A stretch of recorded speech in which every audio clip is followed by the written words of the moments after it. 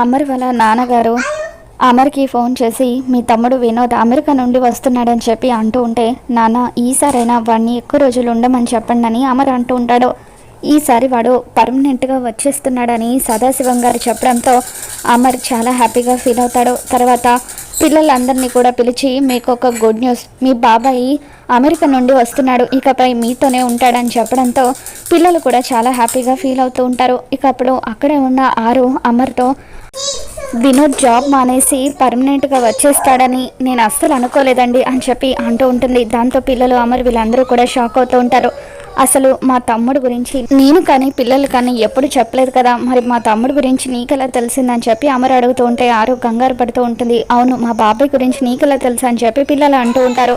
మనోహరి అనుమానంగా చూస్తూ ఉంటుంది. అప్పుడు బాగి ఆరుని సేవ్ చేస్తూ, ఇందులో అంతగనం ఆలోచించాల్సిందేముంది, అత్తయ్య మామయ్య ఎప్పుడైనా చెప్పారేమో అని అంటూ ఉంటుంది. దాంతో అవునవును, ఆంటీ అంకుల్ వాళ్ళ చిన్నబ్బాయి వినోద్ గురించి కూడా ఎన్నోసార్లు నాకు చెప్పారు. ఇద్దరు కొడుకులు ఇక్కడే ఉంటే మేము హ్యాపీగా వాళ్ళతో ఉండొచ్చని నాతో అంటూ ఉండేవారు అని చెప్పి ఆరు కవర్ చేస్తుంది. తర్వాత 1 అవర్లో మనం హైదరాబాద్ వెళ్తున్నాం, త్వరగా సర్దుకోండి అని చెప్పి అమర్ అక్కడి నుండి వెళ్ళిపోతాడు. ఆరు గుప్తా దగ్గరికి పరిగెత్తుకుంటూ వస్తుంది. గుప్తా గారు కొంచెం ఉంటే నేను దొరికిపోయేదాన్ని, నా చెల్లెలు బాగి నన్ను సేవ్ చేసిందని చెప్పి అంటూ ఉంటే, అక్కడ దొరకలేదు కానీ మరొక చోట నువ్వు దొరికిపోయావు బాలిక అని చెప్పి గుప్తా అంటూ ఉంటాడు. ఏంటి, ఏమంటున్నారు మీరని ఆరు అడుగుతూ ఉంటుంది. ఇంట్లో ఎవరి ప్రవర్తనలో మార్పు వచ్చిందో ఒకసారి ఆలోచించని గుప్తా అంటాడు. బాగి ప్రవర్తనలో మార్పు వచ్చిందని ఆరు గుర్తు చేసుకుంటుంది. అంటే బాగికి నేనే ఆరు అని నిజం తెలిసిపోయిందా అని చెప్పి అంటూ ఉంటే, ఈ ఇల్లు తను ఎంతగానో అభిమానించే అక్కదని, ఆ అక్క చనిపోయిందనే నిజం నీ సోదరికి తెలిసిపోయిందని చెప్పి గుప్తా అంటూ ఉంటాడు. అయినా నీ సోదరికి ఈ విషయం తెలియడం ఒకందుకు మంచిదే, ఆ మనోహరి ఆట కట్టించేది నీ చెల్లెలు మాత్రమే అని చెప్పి గుప్తా ఆరుకి చెబుతూ ఉంటాడు. తర్వాత అమర్ పిల్లలు వీళ్ళందరూ కూడా బయలుదేరి హైదరాబాద్ వెళ్తూ ఉంటారు. బాగి ఒక చోట కూర్చొని బాధపడుతూ ఉంటే అప్పుడు మనోహరి బాగి దగ్గరికి వచ్చి, అందరూ అక్కడుంటే నువ్వు ఇక్కడేం చేస్తున్నావని చెప్పి అడుగుతూ ఉంటుంది. నేను ఒక విషయం అడుగుతాను, చెప్తావా మనోహరి?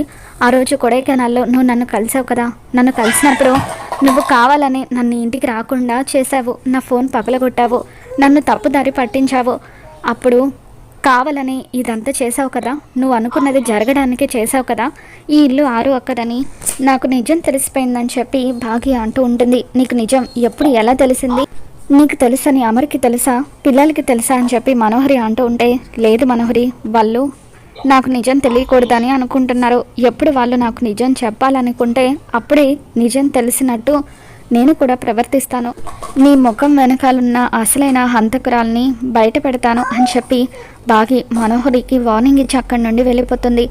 ఇంటికి వచ్చిన తర్వాత కూడా బాగి డల్గా ఉంటుంది. అప్పుడు లగేజ్ లోపల పెట్టడానికి వచ్చిన రాథోడ్, ఏమైంది మిస్ అమ్మ, ఎందుకు అలా ఉన్నావో, కొడైకెనాల్లో సార్కి నీకేమైనా గొడవ జరిగిందా అని చెప్పి అంటూ ఉంటే, లేదు అని చెప్పి బాగి అంటూ ఉంటుంది. మరి రాబోతున్న ఎపిసోడ్ ఏం జరగబోతుంది మనం ఛానల్లో తెలుసుకుందాం. వీడియో నచ్చితే తప్పకుండా లైక్ చేయండి.